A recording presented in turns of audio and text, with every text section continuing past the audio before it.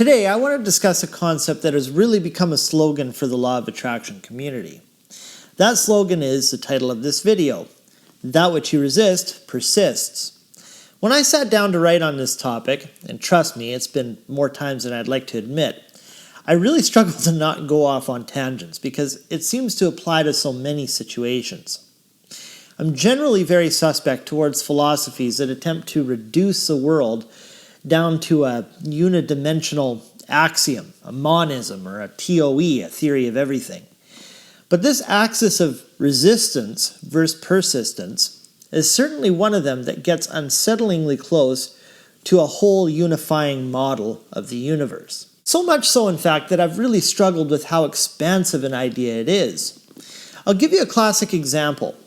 When I tune into many proponents of manifestation, you'll often hear them tell you to work at fostering a white-hot heat of desire for the reality you want to materialize.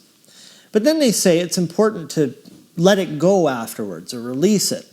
Then when people vent in frustration over their unfulfilled dreams, the guru or coach will say, yeah, well, you forgot to let it go and release it afterwards. I mean, look at how bothered it has you in this very moment. Pardon?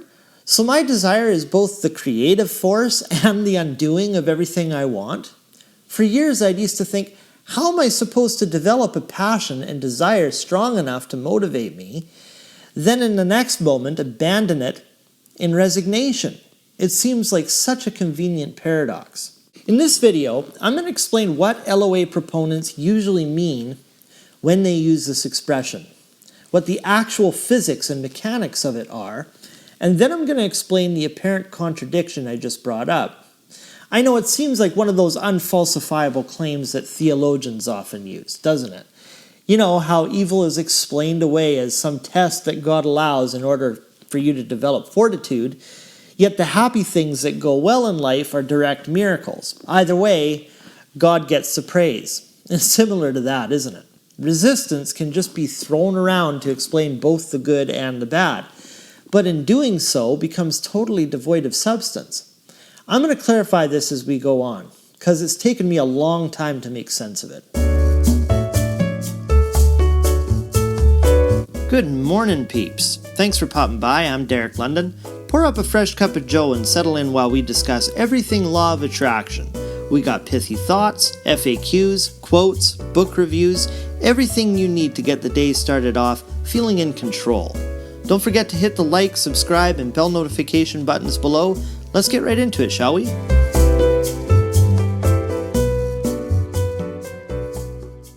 Hey, good people. So what is usually meant by that expression, what you resist persists? The simplest answer usually goes something like what I found on the Divine Cosmos website. It says this: what you resist persists is just another way of saying don't focus on what you don't want. Because when you are resisting things you don't like, that's exactly what you're doing, focusing on what you don't want. End quote. Now this is very true, and I think it's what most people refer to when they use this term. But the truth actually gets much more scientific and metaphysical than that. Give me just a couple of minutes to explain this, because when I do, a lot of stuff is going to click into place for you. It starts with the idea of polarity. Because what is resistance anyway, apart from the manifestation of a counter or opposing force or principle? Positive and negative. Everything has an opposite. And even by definition, in order for something to even exist, there has to be its opposite for it to be distinct. We all hate the existence of evil, but without it, and I mean without the potential for the maximum degree of evil, good simply cannot exist. But let's even go deeper than that. As we know, everything in this universe vibrates. When you put anything under a microscope, the difference between one element or molecule and another is its rate and pattern of vibration. Well, what is a vibration? It's nothing but peaks and valleys, crests and troughs. Think of the frequency of sound. It's an oscillation between sound and silence, on and off. All the melodic notes in a scale are varying rates of ascending sound descending back into silent, so fast we don't even hear the breaks. The note may sound continuous, but it isn't. This is why even on a quantum level, physicists speak of particles collapsing from a wave of potential.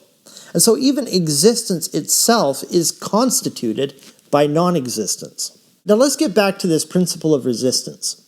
We know that resistance is essentially polarity, or the appearance of an opposing force. Well, why does it persist? Why is it that the more noble and good we try to be, the more things fall apart? So often in this law of attraction community, you hear that focus about getting into a good vibration. But all vibrations are nothing but the sum of its positive and negative interactions. There's no such thing as a good or bad vibration. There are better and worse states of being, but a vibration is composed of both positive and negative charges. This is why I've been outspoken toward the false positivity movement within this community. It's funny, I'm on Bob Proctor's Facebook fan page. He was that star in the movie The Secret. I like him. He's always got great posts, positive, motivating, inspirational stuff. And of course, it's good to be focused on all those things. But so often, I've noticed some of his followers will post somewhat of a political message about economic disparity or some other valid issue and tag the fan page. And some of Bob Proctor's smarmy followers will jump all over those guys saying, "Don't post that here, we're trying to vibe high," or "Why do you want this stuff in your consciousness?" And it amuses me because that reaction itself is negative. If you're trying to rid yourself of negative, guess what? You will manifest nothing but negative. Being positive and applying the law of attraction has nothing to do with how much you smile, cross your fingers, hope for the best, and suppress those negative states of being. It's kind of like that expression, there's no way to peace. Peace is the way. And here we come to how the law of attraction, or this axis of resistance versus persistence, really works. It does come down to keeping your focus positive, but it's not a rejection and wholesale ignorance of the negative. It's more of a Taoist acknowledgement toward the negative polarity, which keeps its opposite good in its relative position. It's not acceptance of evil in the sense that you agree with it and condone it. It's an acceptance that you are not God or the Messiah who is going to fix it all. It's much more of a recognition that in a sense, everything is as it should be. Again, not saying you have to agree with it, but more in the manner that it has to exist for its opposite to also exist.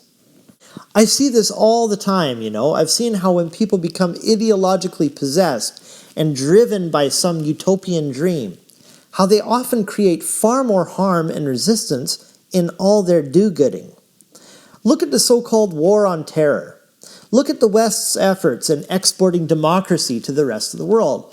Look at the increasing hostility between the political left and the right.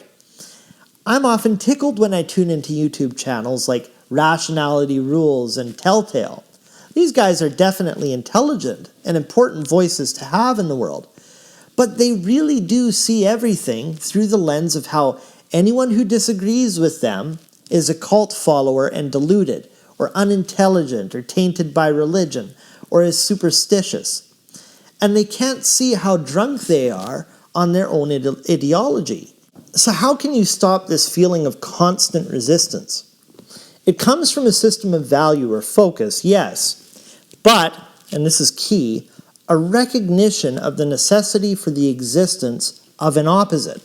That's the best way I can put it. Have your beliefs, have your activism and your golden calf, but try not to take yourself too seriously. You are merely a cog in this grand cosmic wheel, and with enough time and patience, your efforts will enjoy a great measure of success. So I hope I've clarified this idea. It's something that took me a long time to understand. When the self-help gurus and the spiritual visionaries talk about letting go and non-resistance, this is more or less what they're referring to. It's a flow state you develop, much like when you get really good at your job. You go with the rhythm of life and learn only to flex when your energies are at their best, and they'll have the greatest direction. It's also how you avoid burnout, which is another concept we'll discuss in the future. This idea of non-resistance is just a kind of optimistic acceptance for polarity. Tell me what you think of that below in the comments. Let me know if there's anything I can expand on. This is Derek London, and we'll see you again very soon. Take care. Hey guys, did you like this video? You know what to do. And if something I mentioned today resonated with you, click one of them cards on this screen. I have lots of related content sure to interest you. Thanks as always for your views, and we'll see you next time.